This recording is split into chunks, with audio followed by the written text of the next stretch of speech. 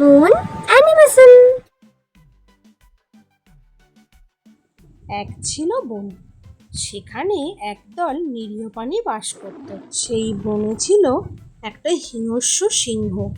সে একদিন সভা করল, বনের সমস্ত পশু পাখিদের সেখানে আসার জন্য বলল। প্রতিদিন একজন একজন করে আমার কাছে আসবে, আমি খেয়ে শরীরের খিদে মেটাবো। সিংহের এই সিদ্ধান্ত শুনে তারা হতভম্ব হয়ে গেল এবং তারা নিজ নিজ স্থলে নিজেদের মতো যে যার জায়গায় ফিরে গেল এবং চিন্তা করতে লাগলো যে পরের দিন কি হবে। একদিন সব প্রাণী মিলে সিদ্ধান্ত নিল, প্রতিদিন আমরা একজন একজন করে প্রাণীকে সিংহের কাছে পাঠাবো, এতে হয়তো অন্যরা বাঁচবে।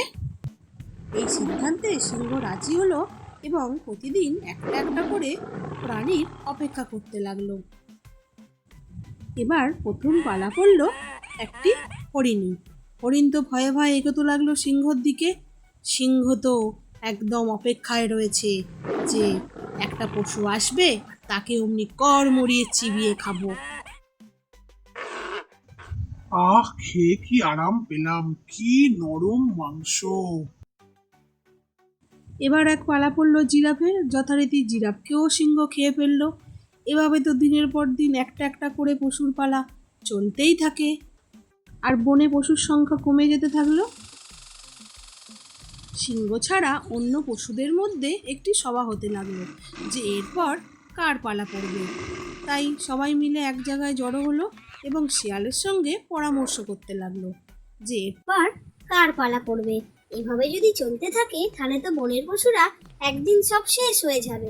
আমাদের কিন্তু সিংহকে জব্দ করতেই হবে। এবার একদিন পালা পড়ল খরগোশের। খরগোশ রাস্তা দিয়ে বনের পথে হেঁটে যেতে যেতে একটি কুয়ো দেখতে পেল এবং কুয়োর কাছে গিয়ে সে ভাবলো, এই কুয়োর মধ্যেই আমাকে সিংহকে জব্দ করতে হবে বনের পশুদের বাঁচানোর জন্য।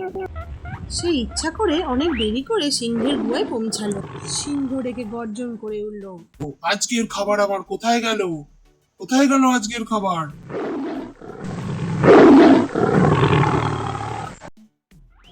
তুমি এত দেরি করেছো কেন?